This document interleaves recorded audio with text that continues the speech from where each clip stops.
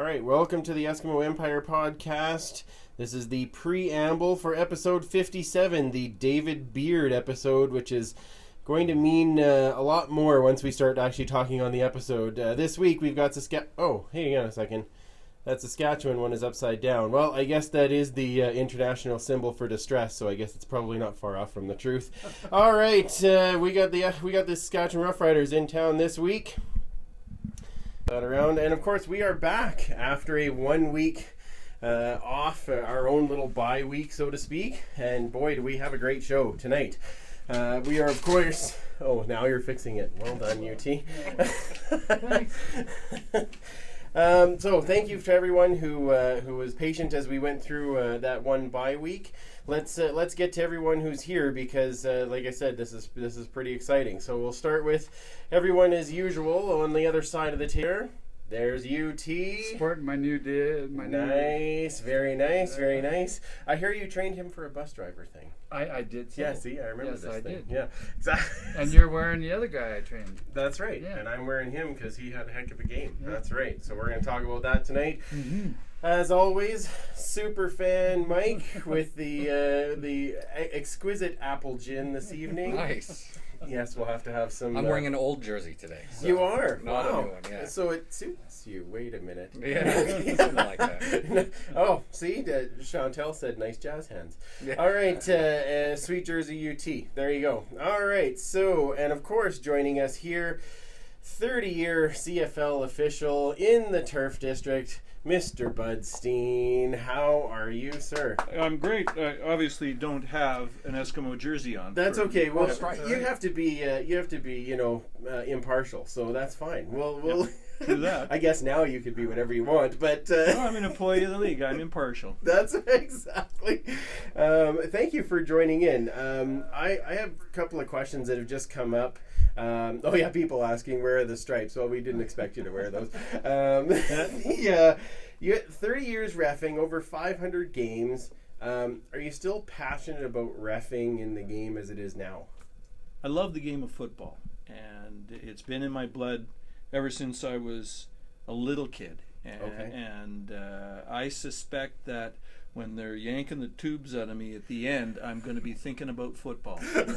It is absolutely part of my DNA, and I'm as passionate about the game today as I was when I was on the field. I love watching the success of our young officials. I love participating with them and helping them along the way.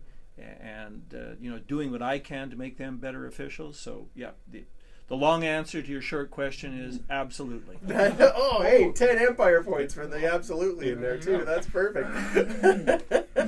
All right, UT, you got a question over there? Yeah, I was going to say, what was the coldest game you've ever played in? Eastern Final in Winnipeg in.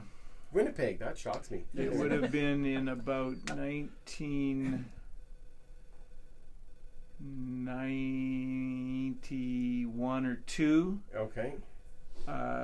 Who's your audience?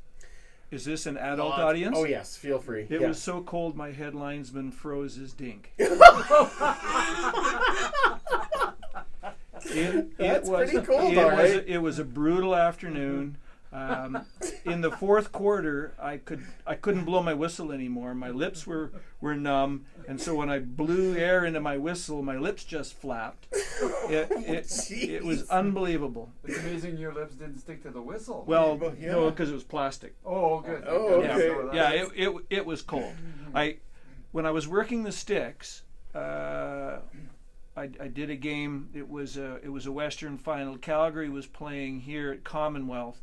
And we had an extra guy on the sticks with us so that we could cycle guys through and have the spare then head up to the heater at the bench nice. to warm up a little bit so that we didn't freeze. And it actually the first game that I ever witnessed a man putting on pantyhose in the dressing room to stay warm. To stay warm. Yeah, no Joe kidding. Trick. Yeah. It can be cold. Over the last few years, touch wood, hasn't been as cold as it was many years ago. But you never know Mother Nature is going to throw Oh, at I you, and know. you got to be ready for it, and you can't let it affect your performance at all. Yeah, no kidding. No kidding. Yeah. All right, super fan. Well, we got a question in from Todd, who was wondering, what's your favorite player gotcha story? Is that me getting them or them getting me? Whichever one. Larry Ray Willis played for the Calgary Stampeders and was quite a receiver. And he jumped to the Lions. Obviously got a better contract. First game of the season happened to be a preseason game between Calgary and BC. And early in the game, we're in a timeout, and Willis finds himself in the Calgary defensive huddle. And as I was going over to get him out of there, I could hear him razzing his former teammates, and he'd slap a guy on the shoulder and go, "So, what are you making this year? What are you making this year?" And it went on, and I dragged him out of the huddle, and I sent him back to his own side of the football. Play starts, next play, he runs a long go, incomplete pass, and as Larry Ray's wont was, he sauntered back towards the line of scrimmage. He was about 20 yards away when I blew the whistle, blew the play in. He comes running past me saying, "Ref, you got to let me get back to my huddle." I looked at him and I said, "You're making the big bucks, run." That is awesome. It got a little better because he had something else to say that I won't repeat, and I flagged him 10 yards for it. Nice. Wow. And when the captain questioned me what the flag was for, I said he suggested that I perform an unnatural act, and I declined. Oh my, It's gonna be a good night. It's gonna be fantastic. I love that story. That was good. Leanne had one question. If you had one wish for officiating in the CFL, what would it be? That the season was 12 months long, Yeah, and that we all wish that. and Yeah. that somehow age doesn't creep up on you. Yeah. Unfortunately, this is a young man's game, and so at the age of 60, they suggested that it was my time to find someplace else to contribute to the league. So it would be nice for it to go on longer. You meet some of the greatest guys working with you as officials, and we just had some of the best times of our lives together. So, it's great to get out with guys that you can completely rely on, completely trust, and who are in it for the same reason as you are. And so I just wish that it could go on longer. Yeah, exactly. I'm right behind you on that one.